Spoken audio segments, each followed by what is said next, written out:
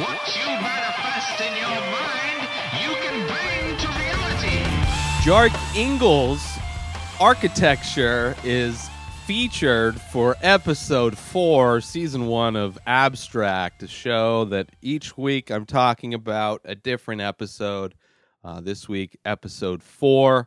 Amazing show that's on Netflix, and Ingels is I love, like, okay, architecture, not really into it, whatever. I mean, I have appreciation for the different styles and whatnot, but then seeing what he's doing and how he's able to make these different buildings and structures and things, not only in a very unique way, a very he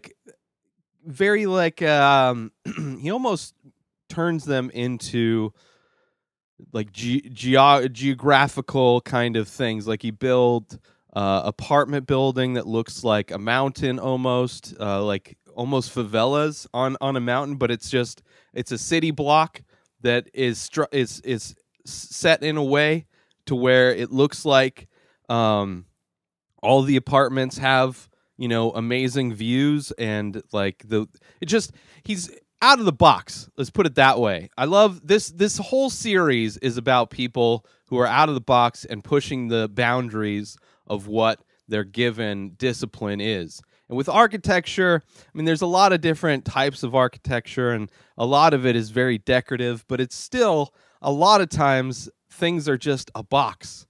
They're just boxes stacked on top of boxes. You go to most places, like out here, all the houses look the same, especially there's so many housing developments that it's literally like you get like one of 3 or 4 different styles of houses, and that's it. You know, apartment complexes all look the same. You know, business buildings all pretty much look the same. There's minor variations here and there, but then you take stuff this Bjarke Ingels does, and it's like he turns it into like these rolling, very very rounded edges, you know, very rolly, wavy kind of things. And he also is able to do these like amazing looking buildings and structures out of just like he's able to do it very inexpensively, which is also amazing, right? So it's like he's building these amazing things for less than it costs to build the normal boring shit. Which it's a combination that you don't normally see. Usually when you do, or at least the excuse for doing new stuff is that, you know, there's a level of development that has to happen to like come to have the new capabilities to do stuff. And he's like using not necessarily new structures or new materials. He's just doing them in a way that's more cost effective. And doing a lot of like his team is, you know, they do obviously a lot of which I'm sure is common with all architecture, doing, you know, computer models and then smaller scale models. But they're all like amazing, and they're all so unique in so many ways, like how he's trying to blend the natural surroundings with the things that he makes, and not just making things to like just a standard, but adding more to it, like building a apartment complex that encourages neighbors to congregate. And like one of the apartment complexes that he had like angled sides to like turn it into like ski slopes for the winter.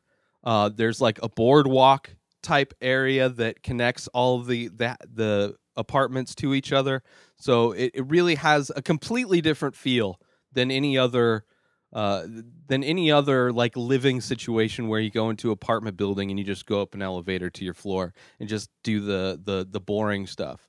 The episode also features the hate that he gets because he was young. He started off wanting to be a comic book artist and then got into architecture, and he mentions the beginning of the episode that there's the catch-22. It's like nobody's going to hire you to build a building, to be an architect for a new building, if you've never built a building to begin with. So it's like that first step, that first project that you do is the tricky part. So he did, like, the first building he did was a youth kind of like a clubhouse kind of a thing for like Boy Scouts and stuff that's on the waterfront, and it's like this like big wavy kind of dock, and then underneath the waves of this dock, I'm not at all explaining this well. But it's amazing because it goes along with like the rolling hills, and it just looks very organic. All of his architecture is very organic. It very, not only just organic, but like futuristic in a lot of ways. A lot of attention to what it feels like to be in the place, how the place interacts with the surrounding environments. He's had plans on turning like these areas that are like power plants that are just disgusting power plants into like community areas, like beautiful community areas where people can go and do many different things, which is amazing. I know there's doing similar things out here in the valley where they're trying to make areas, just giving more stuff to do outdoors, because there's not a whole lot. I mean, there's hiking trails and things like that, but it's just like very boring. You know, but what he does is he like incorporates all of these different aspects into his buildings, and it like down to the smallest detail of like having.